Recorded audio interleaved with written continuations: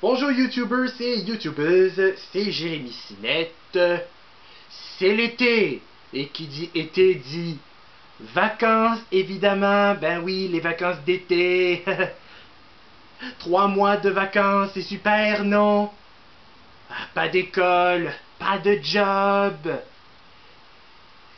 Et en plus, là, c'est un review de film. Le film que je vais vous parler, c'est un film vraiment spécial. Le film que je vais vous raconter, c'est Les vacances des Tiny Toons. Oui. Les vacances des Tiny Toons, là, ce film est basé sur le fameux dessin animé de Steven Spielberg des années 90, Les aventures des Tiny Toons, ou les Tiny Toons. Et ce film est sorti en 1992.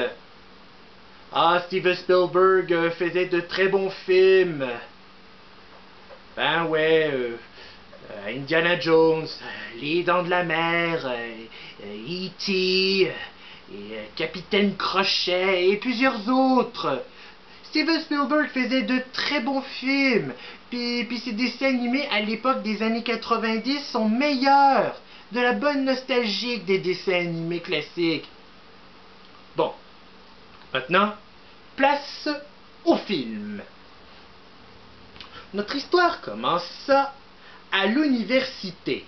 Les personnages des Tiny Toons à l'école sont en train d'attendre l'heure. Et bien sûr, ça s'est passé à la dernière journée d'école. Et après ça, l'horloge se met à sonner et enfin, les vacances commencent. Et maintenant, dans ce film se dirige en quelques parties. En fait, au commencement, c'est l'introduction, ou c'est le prologue. Maintenant, là, le film commence avec Plucky Duck et Hampton Pig. Ils sont en train d'aller faire quelque chose pendant les vacances d'été. Aller sur la plage, faire du camping, ou agir comme des zombies en regardant la télé. Et puis après ça, Hampton disait à Plucky que lui et sa famille vont aller à le parc d'attractions Happy Worldland. Et là, après ça, Hampton et sa famille sont partis prendre la route sans Plucky. Et là, après ça, Plucky est en train de les poursuivre et les faire arrêter pour qu'ils puissent les rejoindre. Et puis là, après ça, pendant la route, Hampton et sa famille sont en train de filmer le compteur de la voiture. Et bien sûr, Plucky est en train de les faire arrêter pour faire comme si c'était un chantier de construction, mais ils n'ont pas arrêté parce qu'ils sont trop concentrés de filmer le compteur. Et puis là, après ça, plan B. Plucky est en train de mettre sa cheville en style gambette de femme. Et après ça, Hampton et sa famille sont acceptés pour faire embarquer Plucky pour aller au parc d'attractions Happy Worldland. Et maintenant, la prochaine scène se passait avec Babs Bunny qui est en train de se bronzer à la Côte d'Azur. Elle a utilisé un simple décor de la Côte d'Azur. C'est juste un cartoon. Et là, après ça, Buster Bunny arriva et il est en train de changer le décor en le pôle Nord. Ou l'Antarctique. Je sais pas, moi, ou peut-être le pôle Sud. Et puis après ça, Buster est en train de mettre dans son pistolet à eau de l'eau vraiment glaciale. Il revient à Babs et après, il arrose. C'est rigolo, non? Et après ça, durant la scène, Buster et Babs Bunny sont en train de faire une guerre de pistolets à eau. Et là, après ça, Babs est en train de se venger. Elle arriva au barrage du pays Acmé. Et là, après ça, elle ouvre le barrage. Puis après, le pays Acmé a reçu une énorme inondation. Mais elle pensait qu'elle a enfin arrosé Buster, mais Buster a survécu. Il a utilisé un jet ski. Un jet ski turbo-volant qu'il arriva à l'île d'Hawaï et il avait mis le volcan de Hawaï en éruption. Et il fait du surf. Il arrose une autre fois Babs. Et puis après ça, Buster et Babs, accompagnés de Byron le chien, ils se sont embarqués sur une table à l'envers pour faire comme un bateau. Et là, ils sont en train de faire une grande aventure en descendant la rivière. Plus tard, Shirley la Loon est en train d'observer Buster et Babs en descendant la rivière dans sa boule de cristal. Et juste à ce moment-là, Falmouth arrivait, puis il est en train de forcer à Shirley de venir voir un film au cinéma avec lui. Et puis après ça, juste à ce moment-là, Fifi la fume, la moufette, arriva. Elle demanda à Shirley où est son idole Johnny Pugh. Shirley disait que Johnny est allé à l'hôtel Ressort. Et là, après ça, Falmouth continuait de forcer Shirley de l'emmener au cinéma avec lui et Shirley accepte.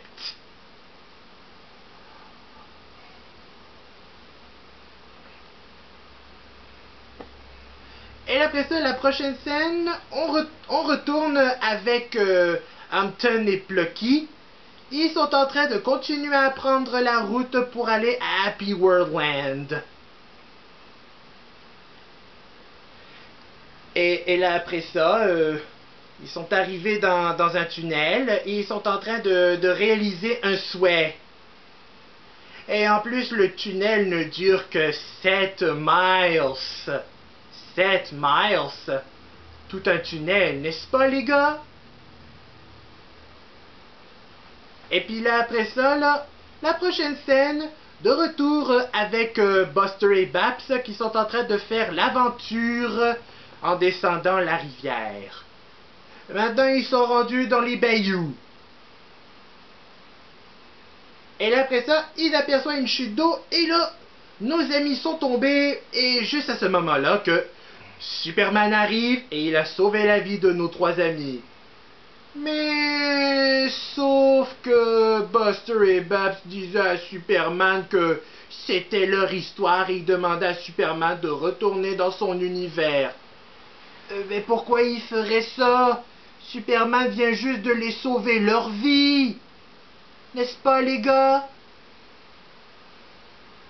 Et après ça, nos héros se sont atterris sains et saufs sur une terre. Et puis après ça, ils ont rencontré un opossum qui s'appelle Banjo.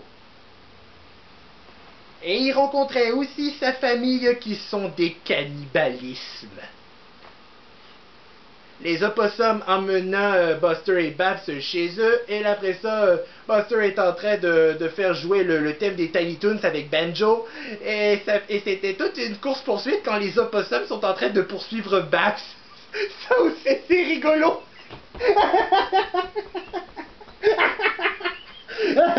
On se croirait un peu dans un passage de poursuite dans Benny Hill. Oh, c'est rigolo, non? Pendant la course-poursuite, là, Babs a enfin réussi à semer la famille de Banjo. Elle a attaché leur queue dans un tronc et les fait tomber jusqu'en dehors de l'eau. Jusqu'à un vide, avec une rivière. Et après ça, l'aventure continue.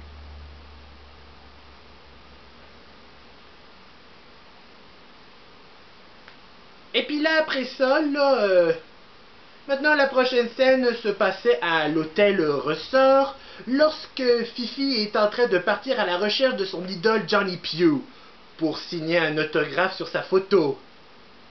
Elle arriva à l'hôtel Ressort, mais sauf que l'employé de l'hôtel lui a expulsé de l'hôtel. Et là, après ça, Fifi s'est déguisée, mais là, après ça, elle est prise sur le fait et elle s'est fait écraser par une grosse dame.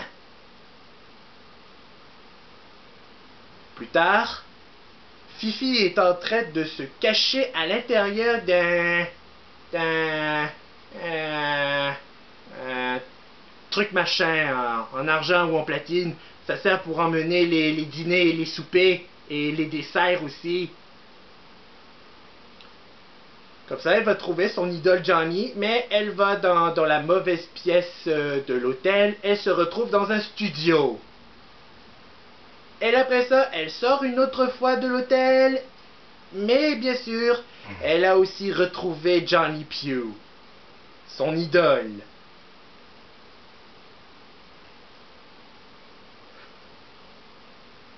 Et puis là, après ça, de retour avec Buster et Babs Bunny, qui sont en train de faire leur aventure en descendant la rivière.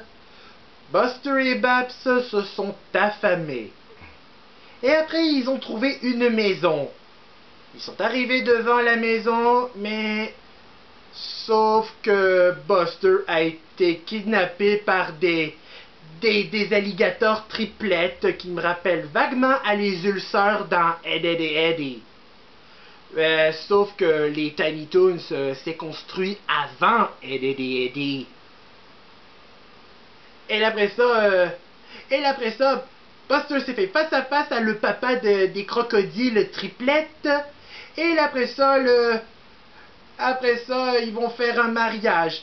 Aïe, aïe, aïe, aïe, aïe, aïe, aïe, aïe, aïe, aïe. Pauvre Buster. Il va se faire épouser par 3 crocodiles triplettes vraiment folles. Mais juste au moment que Babs est en train de faire une mission de sauvetage pour sauver son petit ami. Elle avait trouvé une cabane remplie de feux d'artifice et elle fait son arrivée déguisée en vendeur de feux d'artifice. Et puis là, après ça, Babs avait mis les fusées de feux d'artifice autour du kiosque. Les crocodiles se sont entrés dans le kiosque. Buster est en train de prendre la fuite juste au moment que les fusées s'allument. Et après ça, le kiosque s'envole avec la famille de crocodiles explosée dans le ciel. Ça, j'appelle ça un vrai feu d'artifice du 4 juillet. Et après ça, la prochaine scène se passait à un parc safari sauvage. Juste autour, on retrouve Elmira Duff, qu'elle voulait chercher un petit chat, à cause que Timinet s'est échappé pour sauver sa peau.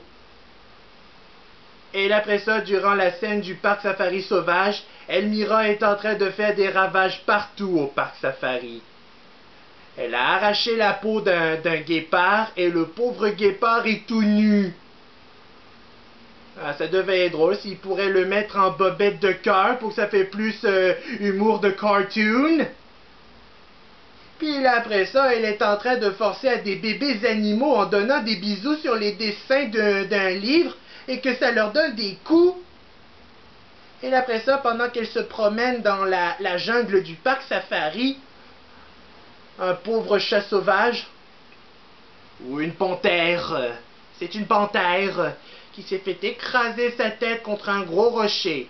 Et là, après ça, les fauves sont en train de tout expliquer à le lion à propos de Elmira qui a fait des ravages partout. Et là, après ça, Elmira fait son arrivée et le lion s'en occupe. Mais c'est impossible. Elmira est vraiment immortelle pour affronter ce lion. Elle est en train de couper sa crinière et elle lui fait une coupe de cheveux style Bart Simpson.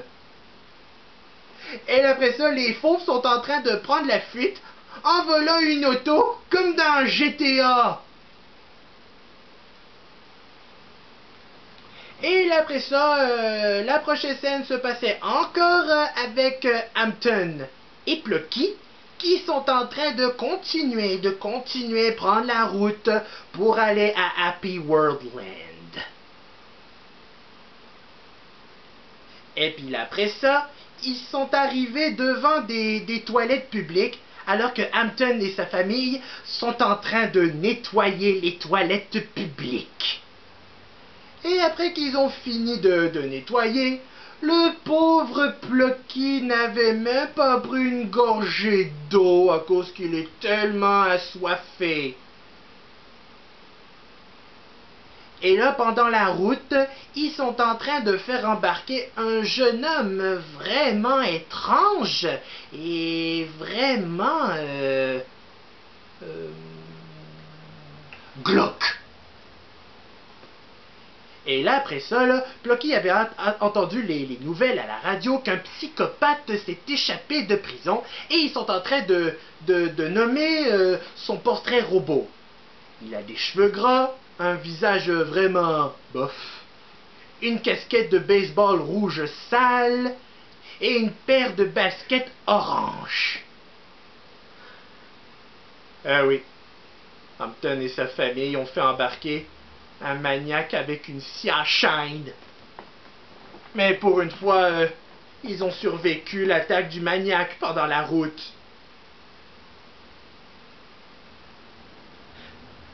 Mais pour une fois, là, Plucky avait une idée.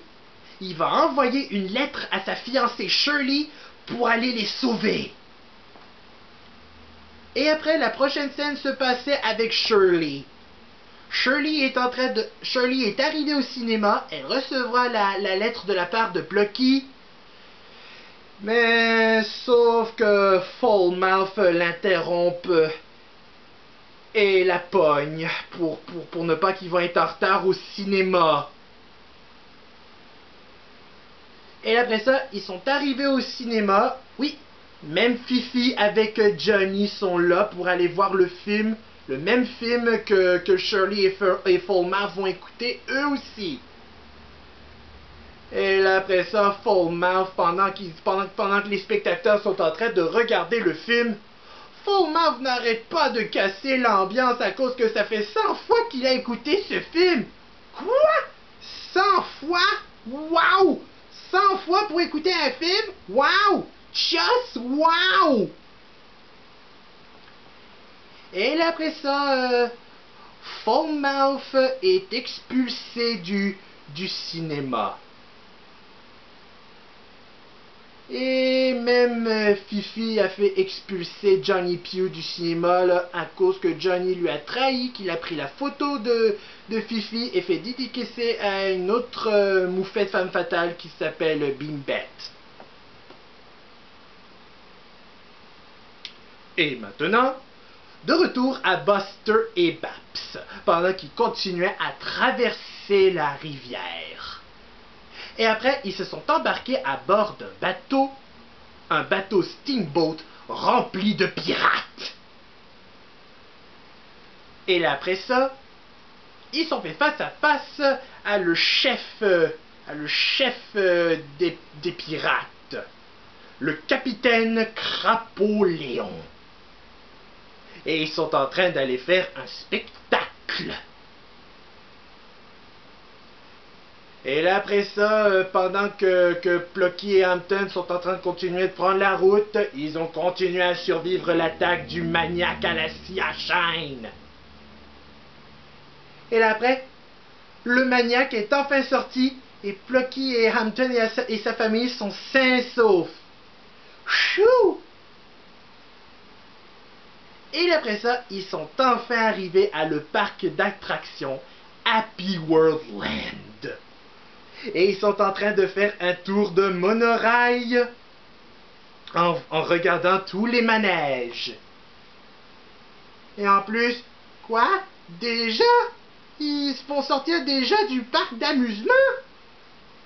Et Plucky n'avait même pas voyagé dans les autres manèges. Pauvre Plucky.